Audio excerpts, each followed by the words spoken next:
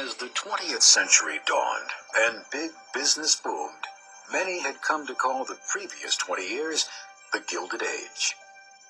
Wealthy families like the Carnegies, Vanderbilts, and Rockefellers enjoyed the fruits of big business and the fruits of others' labor. But for most American families, it was far from a Gilded Age, as they incurred the harsh realities of sweatshops, slums, child labor, corruption in government and business, disease, and racial prejudice. As Americans ushered in a new century, they began to demand change, equality, reform, and the progressive era was born. Woodrow Wilson was the 28th President of the United States and was the leader of the progressive movement.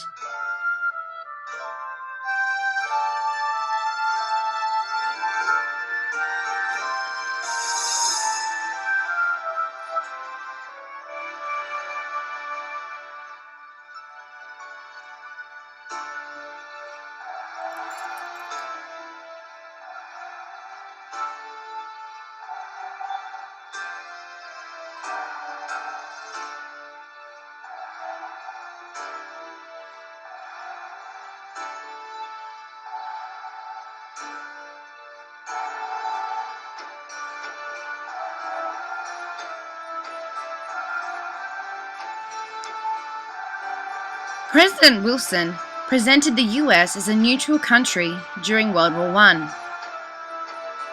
stating that all US citizens should be impartial in thought as well as action. All European powers are equally to blame, and US trade should not be affected. America should be able to trade with all warring nations. During World War I, the Wilson administration brought forth the concept of Americanism. This was a concept by which the government took to stamping out any public panic and hysteria by eliminating any German focus on society and by highlighting to a great extent the theme of liberty and freedom. They dropped German language lessons from schools. The sauerkraut became known as Liberty cabbage.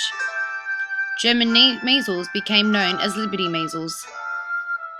In classrooms, students were given instructions in case of bombings or missile attacks. There were advertisements on government bonds, marketing them as Liberty bonds, as something an individual can do to help the liberty of the United States of America.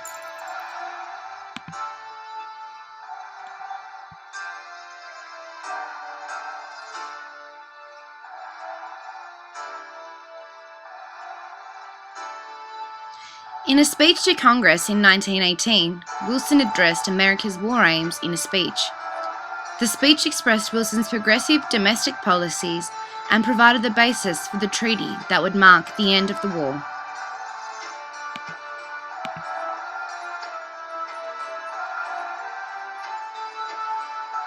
The Treaty of Versailles was the peace settlement signed after World War I had ended in 1918.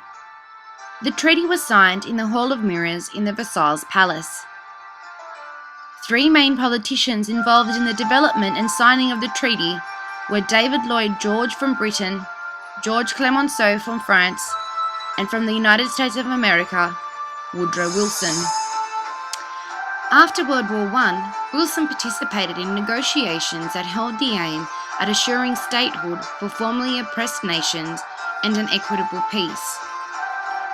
Through his 14-point plan, Wilson introduced the ideas of a League of Nations.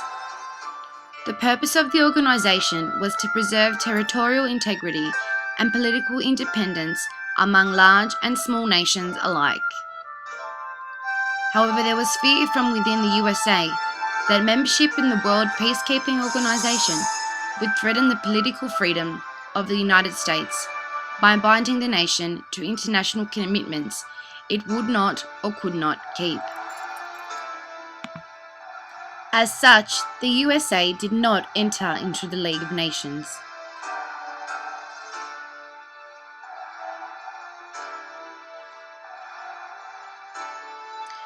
Although the United States did not enter into the League of Nations, its establishment was one of Woodrow Wilson's greatest achievements during his presidency.